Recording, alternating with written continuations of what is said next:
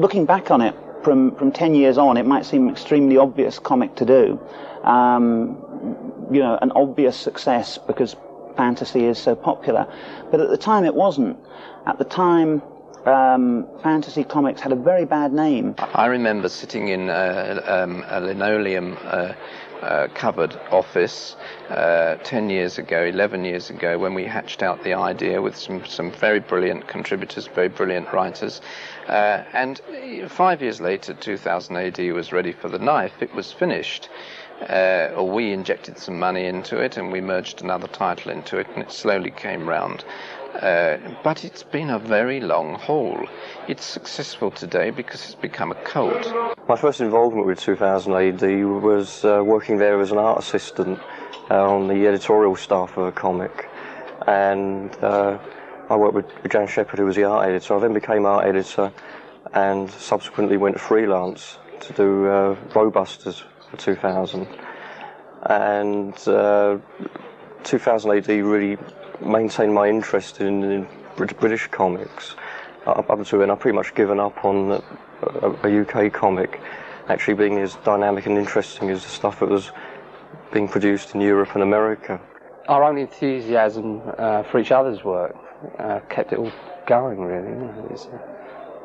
I think that was part of the reason for the popularity, that the enthusiasm of the creators was passed through to the readers, which is the general British comic, the general tone of it is very, well, it's dull, isn't it? It looks dull, reads dull, no one cares, nothing comes out of it at all to the reader. It's just cynically plonked in front of them, buy this. When I first began working on 2000 AD, they were initiating splash pages, which had only really been seen earlier on an early sort of Pat Mills, John Wagner production, Action and Battle, which are the precursors of 2000.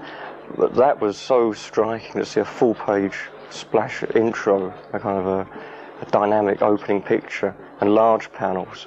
And then what happened was, I think guys like Dave Gibbons and Mike McMahon brought to their work the breakdowns of American comics, and particularly Will Eisner's material, which was broken down into multiple panels and following the same character across a shifting background and fixed camera images. I think that just made 2000 AD look so strikingly different to the kind of stodgy, straight illustration style of Valiant and Lion, which had served their purpose. They were very well illustrated, but they just looked like, someone described them to me once as chessboards, heavy black and kind of grimy white. They were good in their day, but IPC simply weren't moving on. Action was started by IPC in early 1976. It was the immediate forerunner of 2000 AD, and it was very important because it was a comic very deliberately produced to find a new market. It was aimed at streetwise kids. Up until then, John Sanders, in fact, said to me his aim, or before that, had always been the slightly introspective, quiet, thoughtful child who likes a bit of fantasy. And here was a very gritty, streetwise, knowing and cynical comic. And it was a runaway success, where the tradition with comics is, they come out at a huge print run and very, very quickly tail off, and that's particularly true with IPC. At the time when they actually withdrew Action under protest, its sales were climbing sharply, and very quickly it ran into criticism. As early as March, it came out in February, as early as March, The Sun was panning it in a centre-page spread called The Sevenpenny Nightmare. Within a couple more months, radio and television had picked it up. And then, in September, they began a new story called Kids Rule OK. The premise of Kids Rule OK was a world where adults had died out and kids had to recreate society for themselves. And it was very violent, I don't deny that. But what was important about it was seeing kids wrestling with problems of authority, organisation. And that wasn't acceptable. And under the guise of cutting down on the violence, people like W.H. Smith, Menzies, and a number of other big firms, the Retail and Newsagents Association and so on, effectively demanded the suppression of the cynical political content. Basically, Action was meant to be what the title suggested. 32 pages of action that were in step with what kids could see in the cinema and stuff. And Pat trod that fine line very well, but when he left, that line wasn't trod so well. People didn't quite understand the difference between gratuitous violence and violence that was justified by the story, and they came a cropper. You see, when 2000 AD then hit the streets, it had all those elements, but it had them at a safe distance. It set them in the future. Yeah, you could have an over-the-top judge who was very, very violent and made you wonder about authority, but he was 100 years in the future, post-nuclear war, and there was a kind of safety in that. So I think that's part of the importance of Action, that it both broke new ground, but it also rang slap bang into the dead hand of authority, who didn't want to see stuff like this around. The 2000 AD, in effect, was obviously inspired by Action, and it was an attempt to fulfill the promise of Action, which hadn't come through because it was brought out in too much of a rush. The violence tended to overshadow the very real potential in artwork terms. There were good artists coming through. And looking at individual pictures in Action, it occurred to me that we could really play on this and have a large visual, very art-orientated product. There were one or two artists on Action who had the potential to rival American artists. 2000 AD made the people who worked on IPC Juveniles very suspicious. I don't think they liked what we were doing. They felt it was vaguely subversive. The mail response to issue 1 was incredible. The office was filled with sacks of letters to Tharg, this green alien editor we made up as a bit of amusement, which again was different. I mean, old British comics normally have this sort of anonymous guy called the editor, if anyone, and they never had any editorial viewpoint. Tharg was, if overused now, but at the time he was a different viewpoint, and he was cocky and he was very self-centered. And I think the readers just loved it. They just loved the idea that this guy was coming down and imposing his new comic on the British public. Tharg came about as was policy at the time for the comics not to credit any, quote, real people. Every comic at the time in IPC's stable had a fictional editor. So when 2000 AD was thought of, it was obvious they were going to say, well, yeah, we've got to have a fiction editor of some sort. Why not an alien? And it was Pat Mills that came up with Tharg. He's very, very popular with the younger readers. It's very difficult. I mean, we had a lot of at the convention this year. There was a lot of people saying, "Oh, Tharg's, get rid of him. He's boring." But to the younger readers, he's absolutely real. They write to him. They send him invites to birthday parties. And we have a lot of fun with him because he is, to them, he's the actual editor. So anything goes wrong, we always blame him. Thinking of the various 2000 AD stories, the first one, Invasion, which we got slagged off by The Guardian, something cruel because of the Russian connection. It wasn't that we were being right-wing, it was the subversion that appealed to me. The idea of sequences, for instance, such as where Thatcher is shot on the steps of St Paul's Cathedral. Angela Rippon is on TV saying the Russians have invaded us. That was the element we got off on. We weren't really taking a political side, and we also knew at the same time it would make a damn good adventure story. We had to temper that with commercial reality. Something else we knew that I think people looking back on 2000 don't always appreciate, which is it's the crap stories which sell a paper, not the quality stories, and we knew that, and it proved to be the case that things like Judge Dredd, which took a while for people to accept and adjust and get used to it, took maybe 12 issues. The crap story did really well. Mac 1, a rip-off of the $6 Million Man, and that that really sold the paper, probably more than any other story. Unpalatable as it was to us all at the time, we knew that, because on Battle, the story we all despise, called D-Day Dawson, about a typical guy who he's got a year to live and he wonders whether he can get to Berlin before his D-Day. We all sneered at this story and we thought, God, what a load of shit this is. And it went down well, and we hated the guy. We'd given him 12 issues. We thought 1 month of his life per issue. And by about issue 4, he was suddenly incredibly popular and we couldn't kill the bastard off. And he lived on for year after year. Until he eventually, I think even kids eventually realised how pathetic he was as a character. But it's the simple ideas sometimes that people assimilate. What you might call the intelligent or the more perceptive audience, the fan audience, they don't come through in enough numbers. You've got to cater initially for the bulk audience who, over a period of time, their tastes improve. Arguably we as writers and artists have to some extent improved. Our tastes have developed and matured.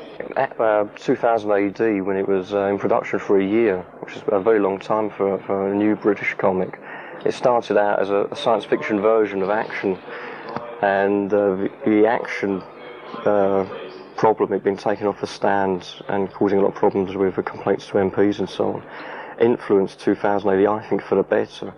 The original stories in 2000 AD, like Invasion and Mach 1, were extremely violent. We had to censor almost every page of it. There were guys having their heads kicked off and limbs flying about.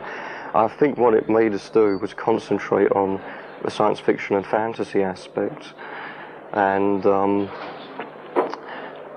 build up a kind of a science fiction mythos for the comic instead of out-and-out violence. I think 2000 AD would have been just as good, but would have lasted about 12 months as an action comic, because it would have been taken off the stands. A lot of the really strong stuff has never seen the light of day in 2000. For instance, there was a subversive element in Mach 1. Originally, he went kicking holes through people. His actual foot went right through people, because I thought it was stupid that if he's got this incredible power, and he'd actually knock people's heads off, all that went. So that was one level of censorship. Another story that got censored in those early days was The Visible Man. The board thought it was disgusting, the idea of a guy who you could see inside his body, which was actually making a very telling point to my mind about racism and the way, this guy is different. He's the same as everybody else. He just happens to be visible. There was a lot of that sort of thing went on, and it kind of bedeviled us down the years. It still does, but I think we've all got that much more expert at finding ways of getting around censorship. We are aware that our readers are older, and therefore we can infer things, and they know what we're getting at, the editor knows what we're getting at, but it's not spelled out. We use the very best artists and writers that we can find. In turn, by finding these people, we get the very best characters and artwork, which is what attracts people initially. And then probably we don't take anything too seriously. I mean, there's a very strong streak of black humour through 2000 AD. For a long time considered the idea of a career in comics, but then thought the sort of comics that I wanted to do wouldn't really have any place in the mainstream comic field. Seeing an issue of 2000 AD for the first time and reading these incredibly aware and funny sort of strips by John Wagner and Pat Mills, I realised that there were adults at work here. There were people who were doing stuff that they enjoyed and that other adults could enjoy, and I thought, well, maybe there is a place for me in comics. And I'm sure that is not an uncommon experience amongst sort of British comic creators of my generation. We saw 2000 AD, and for the first time realised that here was an opportunity to do comic fare of the sort that might interest us, rather than the standard Beano Dandy stuff of the past sort of 40 or 50 years. As a result of that, I think that you've suddenly got a huge burst of British talent coming up through 2000 AD, who might otherwise have stayed outside the field. I'm talking about Mike McMahon, Kevin O'Neill, Pat Mills, John Wagner, Alan Grant, so all of those people, Dave Gibbons. And because we were allowed a certain amount of freedom, and I say it was only a certain amount of freedom that we were allowed at 2000 AD, but it was more than we would have been allowed previously. That enabled us to actually show what we could do without the restraints. We could do stories that were funny, we could do stories that were genuinely affecting. From a very early point on, British fandom artists started to come through. They were introduced to us when people knew we were doing a fantasy paper. The grapevine got around. That was Dave Gibbons, Kevin O'Neill, Brian Boland was working on Power Man for Africa. But I was so keen to get his work in any shape or form that I could, because you don't need to be an art purist to know that you're looking at an absolutely brilliant artist. That I got him to do a series of covers, just to draw whatever the hell you like, and we'll run it as a 2000 AD cover. And that's why you'll see from about, I think, issue 8, 9 or 10 onwards, there's a whole range of Brian covers with the most, contrived stories, desperately trying to link up to the artwork. Now, in the early stages, I suppose, there was this conflict, if you like, between the Spanish artists, who were really just production guys, mutton dressed up as lamb, and real quality guys like Dave Gibbons and Brian Boland and Kevin. And over a period of time, more fantasy artists from this country came through, and therefore one could slot them into the paper. Well, I'd been out of college about 2 years, hadn't done any work, and just got a really lucky break. Pat Mills saw my work and liked it, and gave me a chance, because it was very rough, but he thought he could see something in there that was going to get better. So, and I was put straight onto a weekly strip as my first work. I was laughing, Because the last thing I ever wanted to be was a British comic artist, a typical British comic artist, which is very anonymous. I wanted to be something not clever or anything like that, but just to be myself rather than fall in line. And because I didn't know what I was doing, I think that's why it worked, because I didn't have any plan or any set idea about what I did want the character to be like. Well, when I started, I was very poor. The work was very bad that I was doing. And there were mistakes in it that I knew were mistakes, but people thought I was doing it on purpose. See, like big feet or something like that, which, I knew the feet were too big, but I just lose perspective when I was actually involved in doing the job. And people would say, wow, look at those feet, this is great, So I thought, well, yeah, I might be onto something, So I just sort of took it from there. It was the only sort of handle I had to grab hold of with the thing, so I just went with it. Well, what always impressed me about something like Asterix was that although everyone had big noses, but everything did look very real. It was all well lit, and it looked like 3 dimensions. And that was struck me as being the way to go about these things. So I just wanted to bring this sort of outrageous, sort of cartoony look, but to try and set it in a sort of 3-dimensional world, and to create sort of an internal reality, so that everything was distorted. But the actual sort of drawing side of it is where the light and shade comes in and all that. So the cartooning is a sort of cerebral approach to it. But the sort of draftsmanship is what you need to sort of hold that sort of approach together.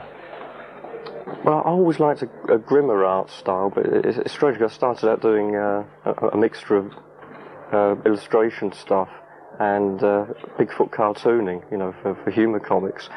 And the material I grew up on was my Will Elder's Mad comic stuff from some of the Mad paperbacks, and it had a big influence on me. It was kind of, again, it was guys who were doing straight illustration, doing humour, so my work has always been borderline black humour stuff, and I think Mad Magazine had a lot to do with that.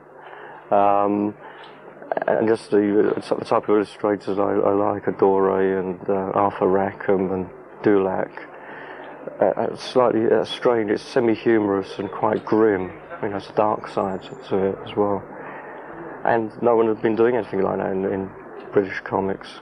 And Pat Mills and I were working together on 2000. He always used to say, try and do stories which involve dreams or fantasies you've had. No matter how strange, you can work those images in.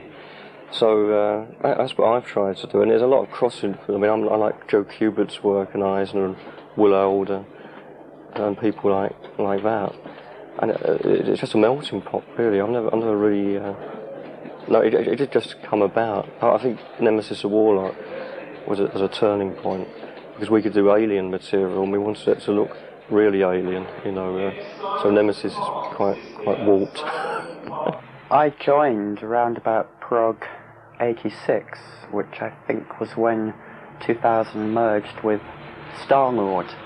I'd actually worked on Star-Lord as a sub-editor, and when they merged the two comics, I moved to 2000 as a sub-editor. And by Prog 100, I'd been made editor, which sounds a huge leap, but in fact, on a comic there are only two editorial staff, the editor and the sub. And what happened was that the editor, Kelvin Gosnell, who started 2000 with Pat Mills, for reasons of his own, decided to leave, and he very kindly recommended that I fill his shoes, and Farg said yes. Judge Dredd came into issue 2, and really that was the only story that was, to all intents and purposes, a proper story set in the future. The other stories were designed to be like that, but Dredd was the only one that caught the essence of what it could be like in the future, in a humorous way as well as a dramatic way. Now what you've got to realise is that 10 years have passed, and that the writers have grown up over those 10 years, and so have the readers. And the Dredd that you see today is a very different animal from the one that first appeared in 2000. My theory on that is actually that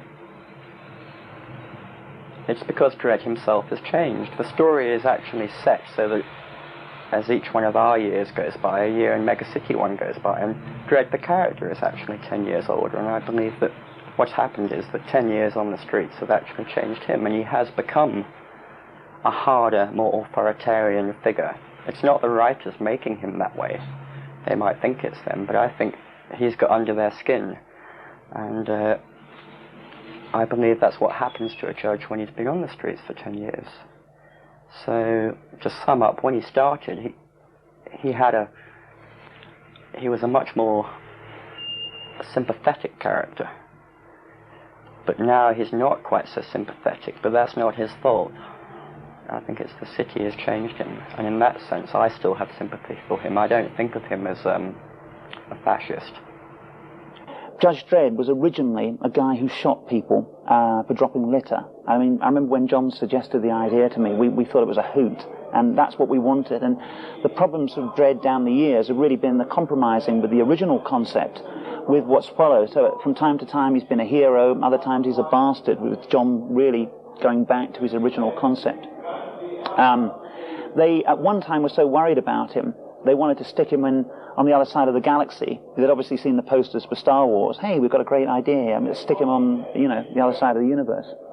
I wasn't having that. I wanted him in New York. Well, I was actually quite a latecomer to 2000 AD. I didn't work on the early progs. I think I actually came in as an editorial assistant on Prog 94, issue 94. And I worked as sub-editor on 2000 AD for a year before I decided that I would leave to go freelance. So Judge Dredd had already been established for 3 years, more or less, before I came in on it as co-writer. John Wagner, the original creator and writer of Judge Dredd, was a close friend of mine, and he had been since we worked together for DC Thompson back in the 1960s. Basically what we do is we sit down opposite each other, and somebody's got to come up with the first idea. Somebody comes up with an idea, and John, if I come up with something, John might say, "No, I don't like that. How about this?" And I'll say, "Well, I don't like that. How about this?" And between us, we hammer it out. It is very much a 50-50 process. It's not as if one of us comes up with a plot line and then the other one takes it away to dialogue it. We do both work on every aspect of everything together. I think that you'd find that in most of our work's pretty humorous. I mean, we do write straight stories as well, but most of our work has humour of some kind or other in it. And I think that it's quite common for humour writers to work as pairs. Quite a lot of famous radio humour writers and television humour writers work in pairs. I think that's because they end up committing suicide when they try to do it on their own, because the process of writing humour isn't always humorous. It's often very painful. Judge Dredd is a wonderful idea that's given usually a very shallow and shabby treatment. I've read numerous Judge Dredds, and there's a chuckle or two along the way, but they never really dig very deeply into anything. A lot of it I call pop-off writing. They're words that sound glib when you say them, but really don't convey much meaning, and that's what I feel about Judge Dredd, and a lot of other comics I've seen coming out of both UK and America. The beauty of Dredd is it works on several levels. I mean, the younger readers will read it and just enjoy the action. The bikes, the shooting, etc. I don't think they would really appreciate if there was any sort of message or anything in it. As soon as you become old enough, you then read Judge Dredd with a fresh eye and see what we like to think is the black humour in there. I mean, Judge Dredd is one of the funniest strips I've ever read. He's such a strong character, he dominates the whole story, doesn't he? I mean, typical British characters up to that time have been Tough of the Track, or Paddy Payne, or just sort of based on real people that the kids could probably identify with. I don't know, they get bullied at school, but they read that they could win the Olympics, by eating special bananas off some island in the Pacific or something.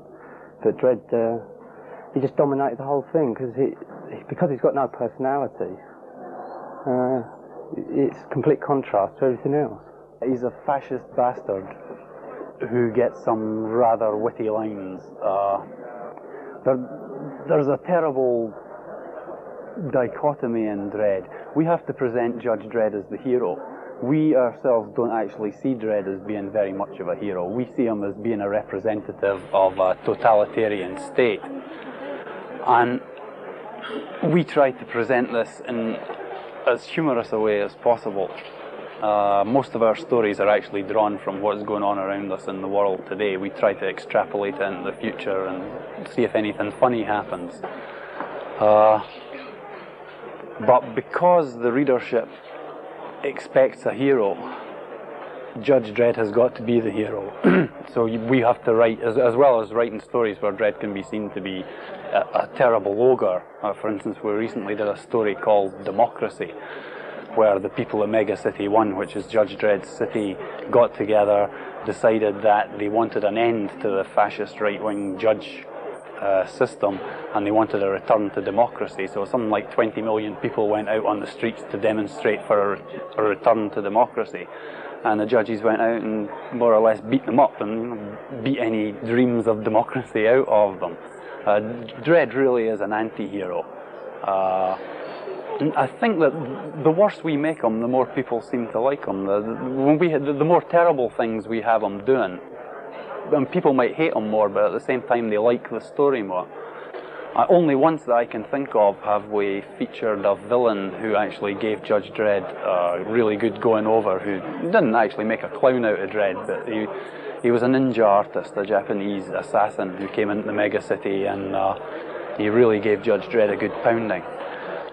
And this is to do with what I was saying earlier about Dredd being the hero. So many people wrote in and said it's not right that Judge Dredd should get the shit kicked out of him like this. He's really got to get his own back. We've had to write a sequel to that story where the ninja assassin comes back to Mega City 1 on another job and runs foul of Dredd.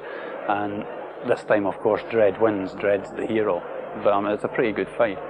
We recently did, it was a sort of competition. It was tacked on at the end of a Judge Dredd story. It was called So You Would Like to Be a Judge. And we put on a spoof cadet judge application form saying that the Academy of Law in Mega City 1 was willing to accept new applicants, new cadets from our time. Could you fill in the applications? Now, one of the questions that we asked on the application was, do you think the judges are A, not harsh enough, B, just about right, C, too harsh, or D, not nearly harsh enough? Now, a full 25% of the replies said that they thought that Judge Dredd was not nearly harsh enough. Now, if we took that seriously, I think that we would begin to worry about it. But I have a feeling that the ones who did that were entering into the spirit of the Judge Dredd strip. and they thought that that was the answer that would be expected of them, and that's why they put it in. At least I hope that's the case. We don't deliberately set out to write violent stuff because we know that's what kids want, because we can't actually give kids what they want. If you do that, you get into all sorts of trouble, because they don't actually know their own level of sophistication. That's why I believe you have this trouble with them watching X-rated movies on video. They think it's cool to do it, but I think it is actually quite damaging for them. So the basis of 2000 AD is to take contemporary situations, project them into the future in a dramatic way, and leave it at that.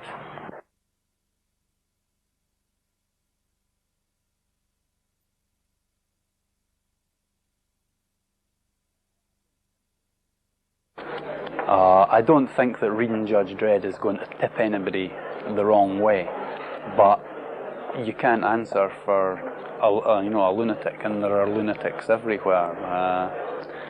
Comics are a field that attract perhaps more than their share of them, the same as role-playing games. Any subject which attracts people who become fanatical about that particular subject can end up in that way. I can't see it myself, someone reading Judge Dredd and reenacting that. I'll tell you why, because it's very hard to get your hands on a lawgiver, a lawmaster bike, and it's very hard to get hold of the paraphernalia that exists in Judge Dredd. That, what to me makes it safe, the fact that you cannot imitate it.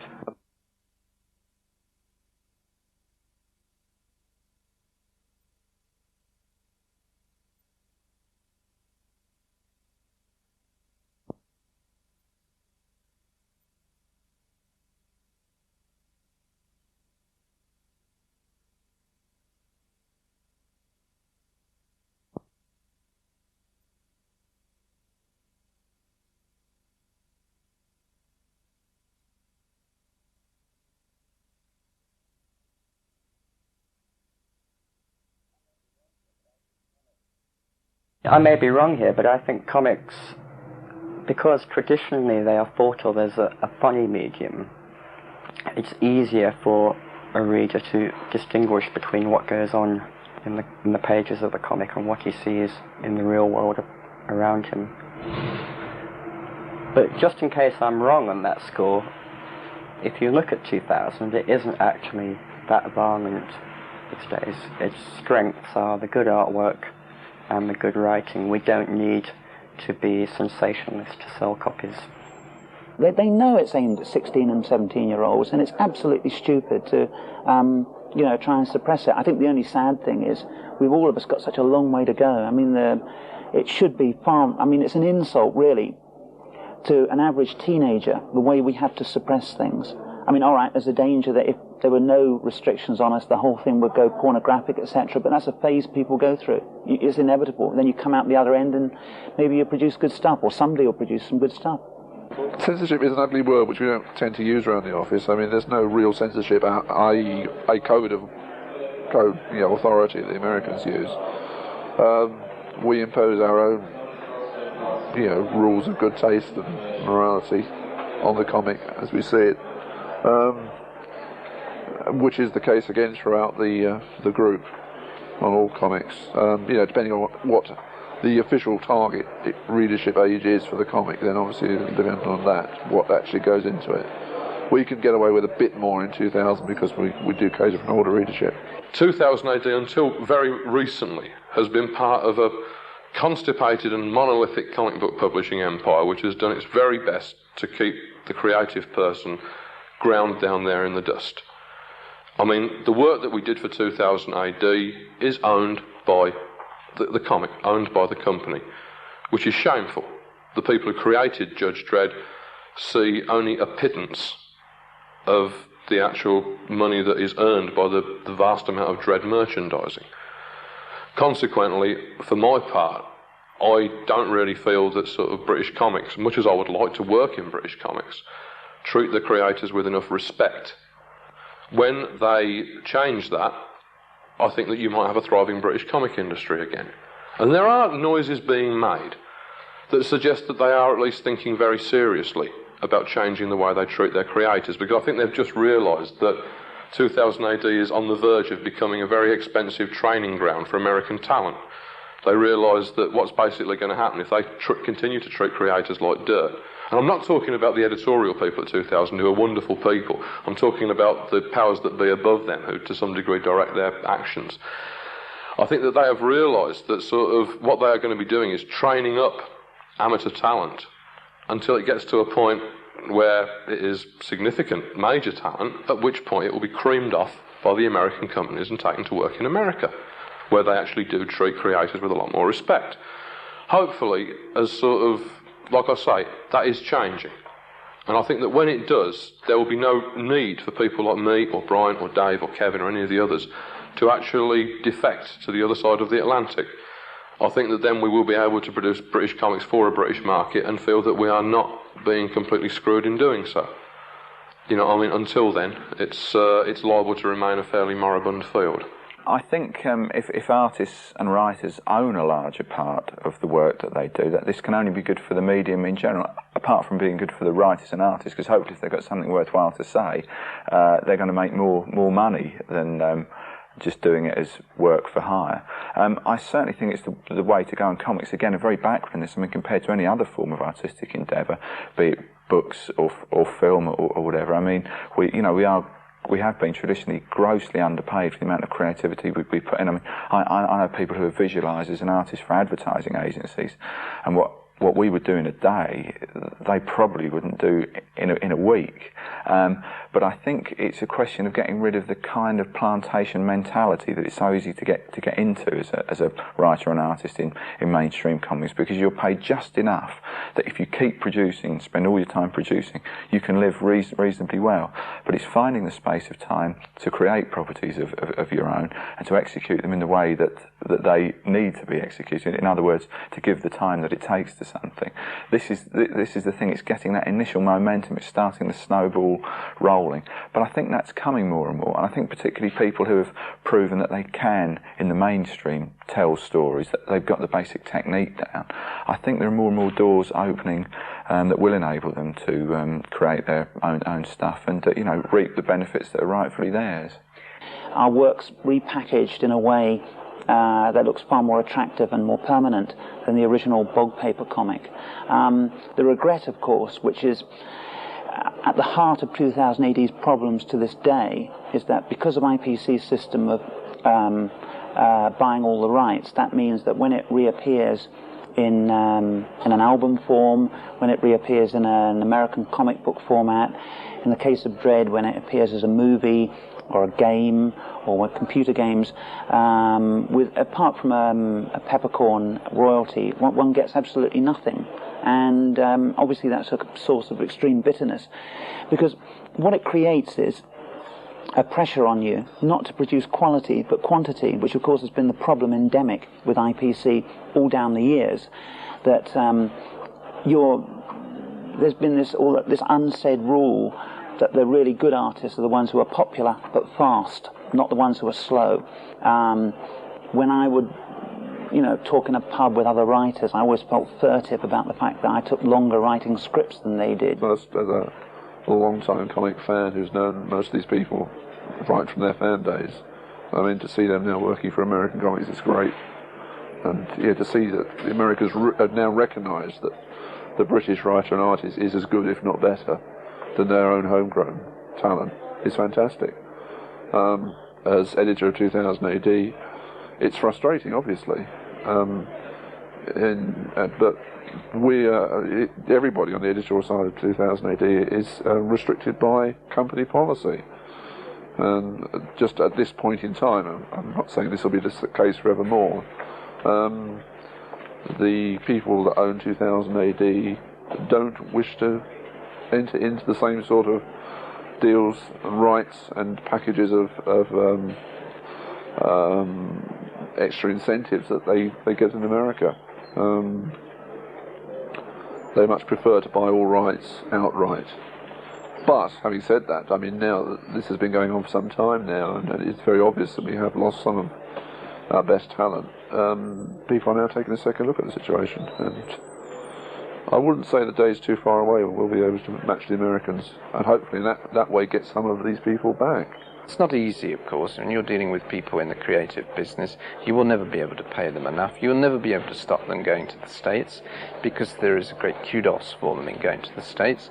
You will never be able to stop them spreading all their talents across a much broader spectrum than the UK. All we can continue to do, which we have done with great success in the past, is to mine the natural talent which exists in the UK, literary talent, and in the art schools.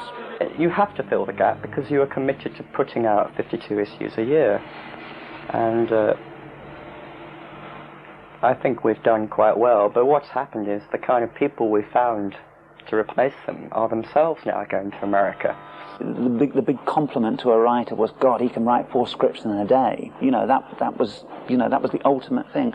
So it was very hard to come out from under this attitude, and I think perhaps it's a tribute to a lot of 2000 AD artists and writers that in this really unhealthy environment, and it is really unhealthy to work in, that they've triumphed over it. I mean, okay, it might be patchy, and you get these lulls in 2000 where it's not very good, and then along comes somebody else who rejuvenates it.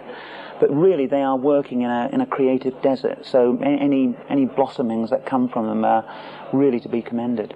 D.R. and Quinch is something that I'll probably ask to have destroyed upon my deathbed. I can offer no defences for D.R. and Quinch. It was.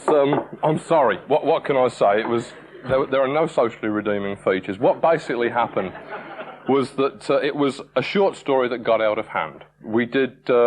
It's like the World War II was a small skirmish that got out of hand. I was asked to do a future shock, which was, the future shocks for the uninitiated are very short science fiction stories that are used to fill up space in 2000 AD when one of the advertisers has dropped out or something like that.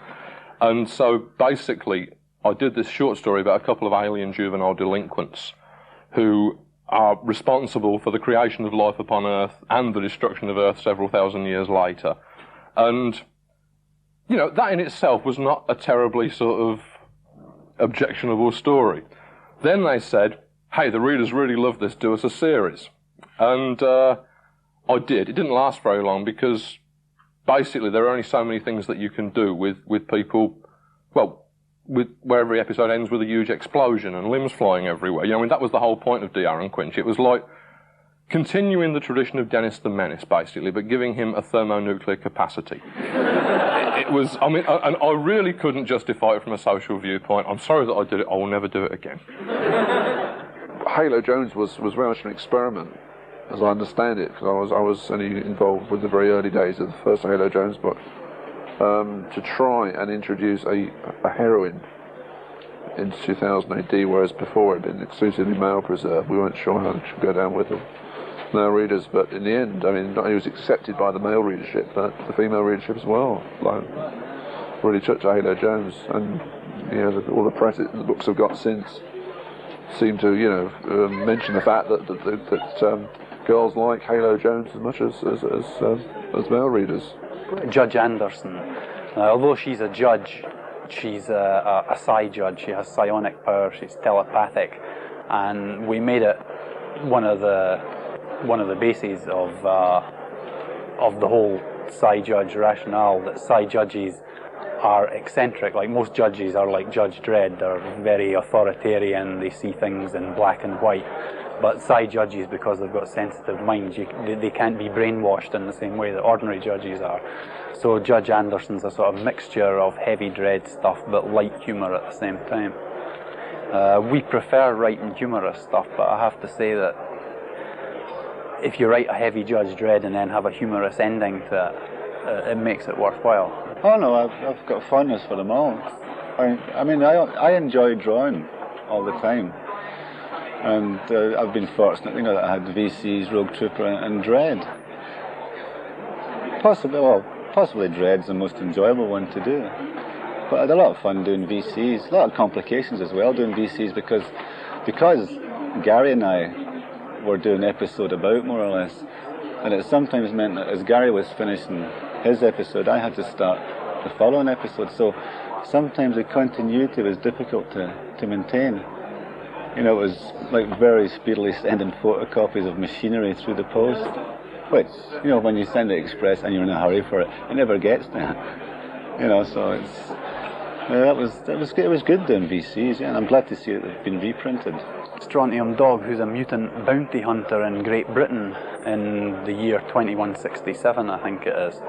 And that's a lot more British in its humour than Judge Dredd is. But at the same time, Johnny Alpha, who's the Strontium Dog of the title, he is, in his own ways, as bad as Dredd is.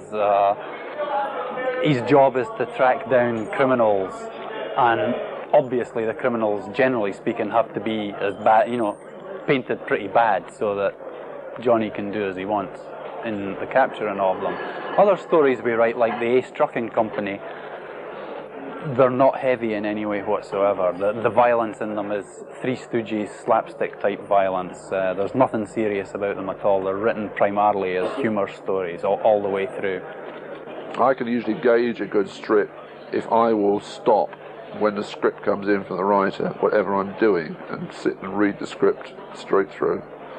And I'm doing that with Zenith at the moment, which is the first time we've actually actively gone out to do a super-powered character in a British comic. We knew we wanted to do something like this, but we wanted to do it the 2000 AD way, i.e. not like a straight super-powered character flying over tall buildings and, you know, leaping a single bound, all that sort of thing. And we were very fortunate to get the services of Grant Morrison, the writer, and Steve Yoel, the artist. And all the indications are we've got a new classic 2000 AD series, which we'll hope to continue into the future. In 5 years' time, 2000 AD will still be selling 100,000 a week, if not more, and that by that time the contributors will be receiving royalties on the spin-off that 2000 AD creates and genders. I would also hope that we would have between 4 and 6 fortnightly titles, again with contracts to match America. And as a third tier of this publishing house, this dream house, the third tier would be prestige comics, limited runs, maybe even whole graphic novels. If you meet a young reader, you can bank on 2 questions being asked. The first is, what will 2000 AD be called in the year 2000? And the second question is, what does Judge Dredd look like under his helmet?